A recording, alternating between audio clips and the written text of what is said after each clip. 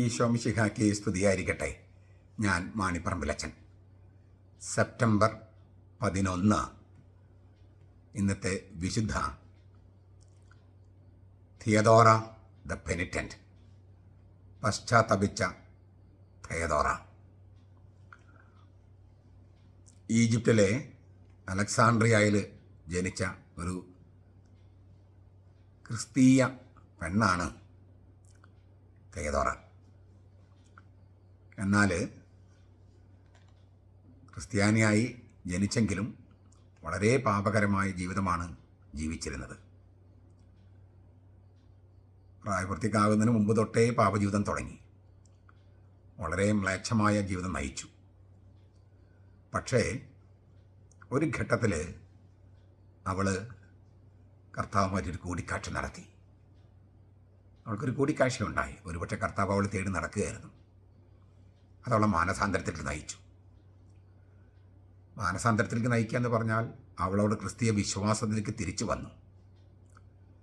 പിന്നെ തൻ്റെ മുൻപത്തെ പാപജീവിതം ഓർത്ത് കണ്ണീരൊഴുക്കി പശ്ചാത്തപിച്ച് അങ്ങനെ ഈ ഈജിപ്തിലെ തെബായത് എന്ന് പറയുന്ന സ്ഥലത്ത് മരുഭൂമിയിലേക്ക് പിൻവാങ്ങി അവിടെ ഒരു മുനിയെപ്പോലെ അല്ലെങ്കിൽ തപസ്വിനിയെപ്പോലെ കഠിനമായ തപസ്സിലും പ്രായശ്ചിത്തത്തിലും ജീവിച്ചു.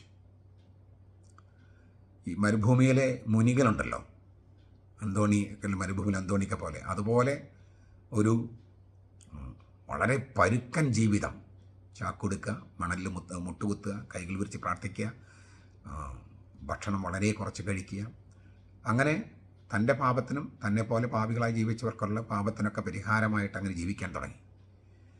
അവളുടെ ഈ വസ്ത്രധാരണ രീതിയെല്ലാം ഈ ഇങ്ങനെ ഈ മരുഭൂമിയിലേക്ക് പിൻവാങ്ങിയല്ലോ. അപ്പോൾ ഇവളൊരു പെണ്ണാണെന്നുള്ള കാര്യം പോലും ആളുകൾക്ക് അറിയില്ലായിരുന്നു. അവൾ മരിച്ചു കഴിഞ്ഞ് ഈ ശവസംസ്കാരത്തിനുള്ള കബറടക്കത്തിനുള്ള കാര്യങ്ങളൊക്കെ ചെയ്തപ്പോഴാണ് തുണിയൊക്കെ മാറ്റി കുളിപ്പിക്കാനായിട്ട് തുണി മാറ്റിയപ്പോഴാണ് പെണ്ണാണെന്ന കാര്യം മനസ്സിലായത്. അതായത് മറ്റുള്ളവരെ വശീകരിക്കാനും തൻ്റെ ശരീരം ഉപയോഗിച്ച് വശീകരിച്ച് ജീവിച്ച ആൾ പിന്നീട് പരുക്കൻ വസ്ത്രങ്ങളും ചാക്ക് വസ്ത്രവും എല്ലാം ഉടുത്ത് പെണ്ണാണെന്ന് പോലും അറിയാത്ത തരത്തിൽ വസ്ത്രം ധരിച്ച് അങ്ങനെ ഒരു മുനിയുടെ തപസ്സിനിയുടെ കഠിനമായ തപസ്സിൻ്റെ ജീവിതം നയിച്ച് തൻ്റെ പാപങ്ങൾക്കും തന്നെ പോലെയുള്ള പാപികളുടെ പാപങ്ങൾക്കും പരിഹാരം ചെയ്യുകയും അങ്ങനെയുള്ള ഒരു മാനസാന്തരത്തിന് വേണ്ടി തനിക്കൊരു മാനസാന്തരം ഉണ്ടായതുപോലെ താൻ കർത്താവുമായി കൂടിക്കാഴ്ച നടത്തിയതുപോലെ അങ്ങനെ ഒരു കൂടിക്കാഴ്ചയ്ക്ക് മറ്റുള്ളവർക്കെല്ലാം സാധിക്കണം എന്നുള്ള മട്ടിൽ അവൾ ഉപവാസവും പ്രാർത്ഥനയും തപസ്സുമായിട്ട് ജീവിച്ചു. ഈ കർത്താവ് ഒരിക്കൽ ഈ രൂപാന്തരീഭാവം കഴിഞ്ഞ് വരുമ്പോൾ താഴെ ഒരു എപ്പിലെപ്സി ഉള്ള ഒരു അപസ്മാര രോഗിയെ സുഖപ്പെടുത്താൻ രംഗമുണ്ട്. ശിഷ്യന്മാർക്ക് സുഖപ്പെടുത്താൻ കഴിഞ്ഞില്ല, കർത്താവ് സുഖപ്പെടുത്തി. അത് കഴിഞ്ഞ് കർത്താവിനോട് ശിഷ്യന്മാർ ചോദിക്കുന്നുണ്ട്, ഞങ്ങൾക്ക് എന്തുകൊണ്ടത് കഴിഞ്ഞില്ല? അവർ തങ്ങളുടെ കുറവ്, തങ്ങളുടെ തെറ്റ് അല്ലെങ്കിൽ തങ്ങളുടെ വിശ്വാസത്തിൻ്റെ കുറവ് അംഗീകരിക്കുകയാണ്. എളിമയോടുകൂടി ചോദിക്കുകയാണ്, എന്തുകൊണ്ട് ഞങ്ങൾ പരാജയപ്പെട്ടു? അതിന് കർത്താവ് കൊടുക്കുന്ന മറുപടി, ഇത്തരം സംഗതികൾ പ്രാർത്ഥന കൊണ്ടല്ലാതെ മറ്റൊന്നുകൊണ്ടും പുറത്തു പോകില്ല. ചില പ്രാചീന കയ്യെഴുത്ത് പ്രതികളിൽ ഇവ പ്രാർത്ഥന കൊണ്ടും ഉപവാസം കൊണ്ടുമല്ലാതെ ഒന്നും പുറത്തു പോകില്ലെന്നാണ്. നമ്മുടെ കർത്താവ് ഈശോ മിശിഹാ 40 ദിവസം പ്രാർത്ഥനയിലും ഉപവാസത്തിലും കഴിഞ്ഞിട്ടാണ് ഈ പരസ്യ ജീവിതം ആരംഭിക്കുന്നത്. 40 ദിവസം ഉപവാസവും പ്രാർത്ഥനയും. അപ്പം അതിലൂടെ പിന്നെ ഉപവസിക്കുമ്പോൾ എങ്ങനെ ഉപവസിക്കണം എന്നെല്ലാം കർത്താവ് പറഞ്ഞിട്ടുണ്ട്. അപ്പോൾ ഉപവാസം, പ്രാർത്ഥന, തപസ്. സ്നാപക യോഹന്നാൻ കഠിനമായ തപസ്സിൻ്റെ ഒരാളായിരുന്നു.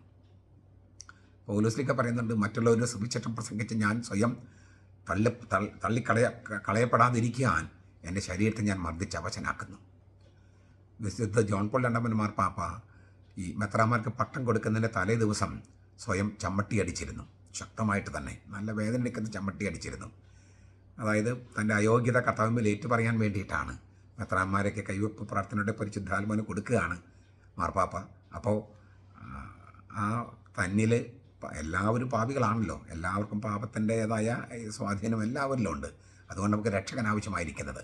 അപ്പോൾ ആ പാപത്തെക്കുറിച്ചുള്ള അവബോധവും അയോഗ്യതയെക്കുറിച്ചുള്ള അവബോധവും തൻ്റെ പൗലോസ്ലീഹ പറഞ്ഞതുപോലെ എൻ്റെ ശരീരത്തിൽ ഞാൻ മർദ്ദിച്ച് അവശനാക്കുന്നു എന്ന് പറയുന്ന പോലെ ഒരു തപസ്സിൻ്റെ ജീവിതം, അങ്ങനെ ഒരുപാട് വിശുദ്ധരങ്ങനെ ചെയ്തിട്ടുണ്ട്. നമുക്ക് ഇതൊരു പാഠമാണ്. ഈ വക ദുർബോധങ്ങൾ, പാപമൊക്കെ നമുക്കതിനെ, പാപത്തെ കീഴ്പ്പെടുത്താൻ, ഈ പാപത്തിൻ്റെ നിയന്ത്രണത്തിൽ നമുക്ക് രക്ഷ പ്രാപിക്കാൻ പ്രാർത്ഥനയും ഉപവാസമൊക്കെ വേണ്ടി വരും. എല്ലാ വിശുദ്ധരുടെയും ഇല്ലേ ഒരു പാസ്റ്റ്, ഭൂതകാലത്ത് ഒരു പാപിയുടെ ഒരവസ്ഥ ഉണ്ടായിരുന്നിരിക്കാം. പാപികൾക്ക് വിശുദ്ധരാകാനുള്ള സാധ്യതയുമുണ്ട്, എപ്പോഴും ഉണ്ട്. കർത്താവുമായുള്ള ഒരു കൂടിക്കാഴ്ച, കർത്താവിനെ രക്ഷകനും നാഥനുമായി അംഗീകരിച്ച് കർത്താവിലേക്ക് നോക്കുക. ഈ കോൺവേർഷൻ എന്ന് പറഞ്ഞാൽ തിരിയുക എന്നർത്ഥം. എല്ലാ കാര്യത്തിലും ദൈവത്തിലേക്ക് തിരിയുക. അപ്പോൾ എപ്പോഴും സംഭവിക്കേണ്ട ഒരു കാര്യമാണ് ഈ കോൺവേർഷൻ എന്ന് പറയുന്ന മാനസാന്തരം. മനസ്സിൻ്റെ അന്തരം മാത്രമല്ല അത്, മറിച്ച് ദൈവത്തെങ്കിലേക്കുള്ള തിരിച്ചിലാണ്. ഏത് സംഭവത്തിലും ദൈവത്തെങ്കിലേക്ക് തിരിയുക, കോൺവേർഷൻ, ദൈവത്തെങ്കിലേക്ക് തിരിയുക. ദൈവത്തിൻ്റെ പക്ഷം എന്ത്, ദൈവത്തിൻ്റെ നിലപാട് എന്ത്, ആ നിലപാട് എൻ്റെ നിലപാടാകുക. അതിനാണ് ശരിക്കും മാനസാന്തരം എന്ന് പറയണേ. മനസ്സിൻ്റെ അന്തരം എന്ന് പറയുന്നത്, ആ അന്തരം സംഭവിക്കേണ്ടത് ദൈവത്തെങ്കിലേക്ക് തിരിയുമ്പോഴാണ്. ദൈവത്തെങ്കിലേക്ക് തിരിയുമ്പോൾ ചിലപ്പോൾ ദൈവം പറയും, മനുഷ്യരിലേക്ക് തിരിയാൻ പറയും.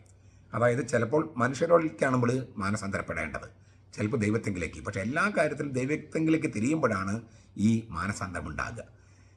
വളരെ വൃത്തികെട്ട മ്ലേച്ഛമായ ജീവിതം നയിച്ചിരുന്ന ഒരു സ്ത്രീ വളരെ വലിയ വിശുദ്ധയാവുകയും ഒരുപാട് പേരുടെ മാനസാന്തരത്തിന് കാരണമാകത്തക്ക വിധത്തിൽ ഉപവാസവും പ്രാർത്ഥനയും ഒരു മുനിയുടെ, തപസ്വിനിയുടെ ജീവിതം ജീവിക്കുകയും ചെയ്തു. അത് നമുക്ക് പ്രചോദനമാകട്ടെ. ഇന്ന് തിരുനാൾ ആഘോഷിക്കുന്ന മറ്റ് വിശുദ്ധരുടെ പേരുകൾ ഞാൻ ഡിസ്ക്രിപ്ഷനിൽ കൊടുക്കാം. നമ്മുടെ കർത്താവ് ഈശോ മിശിഹായുടെ കൃപയും പിതാവായ ദൈവത്തിൻ്റെ സ്നേഹവും പരിശുദ്ധാത്മാവിൻ്റെ സഹവാസവും നാം എല്ലാവരുടെയും കൂടി ഉണ്ടായിരിക്കട്ടെ, ഇപ്പോഴും എപ്പോഴും എന്നേക്കും. ആമേൻ.